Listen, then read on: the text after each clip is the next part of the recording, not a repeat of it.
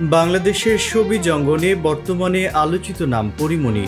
অভিনেত্রী পরীমনির গ্রেফতারি পরোয়ানা জারি হওয়ার পর এই বিষয়টি সামাজিক মাধ্যম এবং মিডিয়ায় ব্যাপক আলোচনার জন্ম দিয়েছে।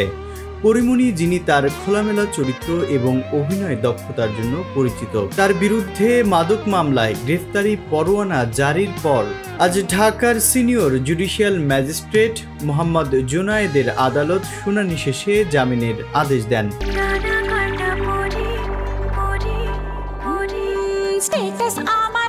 এ বিষয়ে অনেক শোবিজ তারকারা মন্তব্য করেছেন। তারা কেউ কেউ পরীমনির প্রতি সমর্থন জানিয়ে বলেছেন, আমরা সবাই জানি তিনি একজন ভালো অভিনেত্রী এবং সাধারণ মানুষের মতোই জীবনে নানা সমস্যার মুখোমুখি হয়েছেন। আবার কেউ কেউ বিষয়টি আইনি দৃষ্টিকোণ থেকে গুরুত্ব দিয়েছেন এবং আইন শৃঙ্খলা রক্ষাকারী বাহিনীর সিদ্ধান্তকে সমর্থন করেছেন।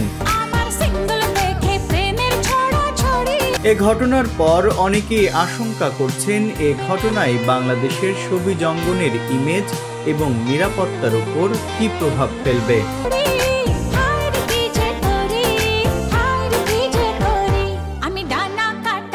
বিনোদন ডেস্ক, ভোরের পাতা।